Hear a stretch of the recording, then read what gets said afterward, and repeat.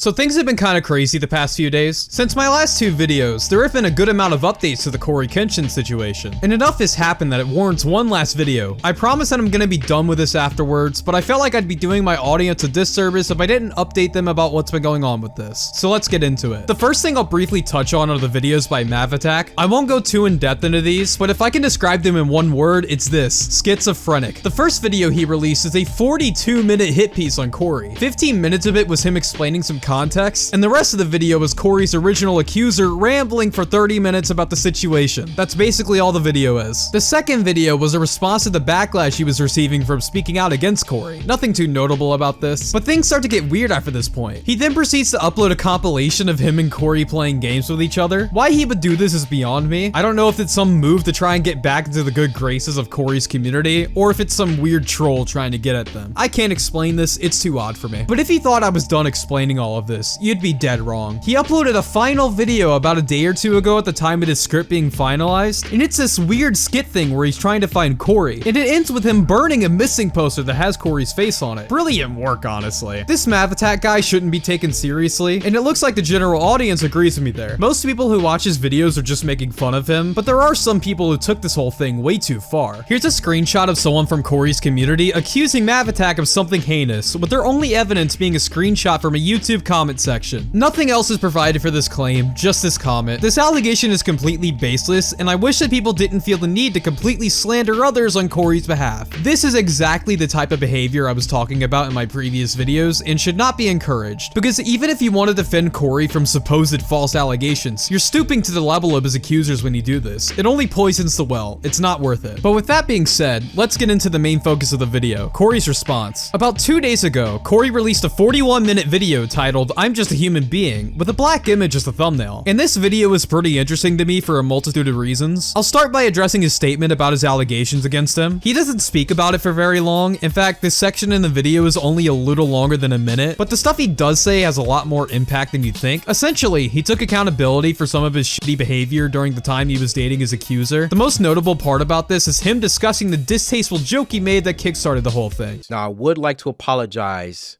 for the video that she uploaded, where I made a very insensitive attempt at humor. I cringed extremely hard looking at myself from 8 years ago, but what I was talking about was something that should never be joked about. He didn't have to address this if he didn't want to. Everyone could tell that it was a joke, but I do like that he took the time to apologize for that. But there's one part of this small section that people seem to miss during their coverage of the whole thing. During my last few Cory videos, I mentioned this screenshot here which looked noticeably off and had no context whatsoever. I remember thinking that it was straight up fake, but I had no evidence for this when I made the video, so I kind of just mentioned that it looked sketchy and moved on. But not only did Cory show in the segment that the screenshot had loads of cut context that made it look worse, he basically unintentionally proved that the screenshot we first saw was 100% edited. Look at the image he showed here and compare it to the original. Why in Cory's screenshot is there way more to the message, but in the first one, it just ends there? This is not just a malicious crop job. And unless iMessage has some bug where on certain devices, multiple messages are just combined into one, I'm convinced that this was in fact edited. And if you think about this, it makes perfect sense why it looks off now, because his accuser was trying to recreate the screenshot with the only bad part. This, in my opinion, pretty much discredits a lot of her story, because if she would lie and edit something like that, what else would she lie about? I'm pretty much on Cory's side for the most part now. Sure, he wasn't the best boyfriend years ago, and he admits to that, but I don't really see that as that big of an issue now. This is pretty much where the drama ends for me, and I'd normally end the video here, but Cory's video also focuses on a very important topic, and one that I've been talking about in the past few videos: parasociality. My argument when it came to Cory fans who constantly defended him due to his personality alone was always this: you don't know him. You know the parts of his life that he shows off, but not him as a person.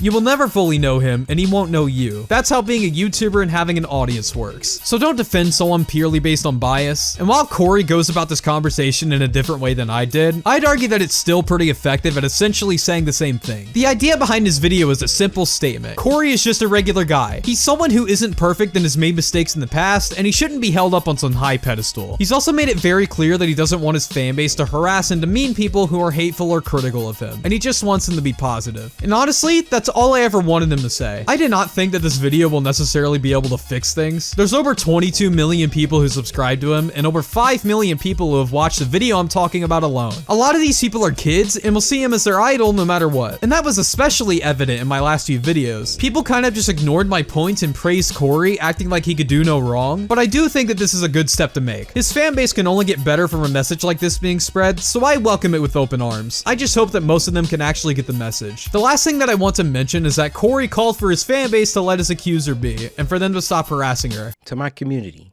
leave her alone. Don't bother her. Don't bother anybody. Keep it about the gameplays. Keep it about the videos.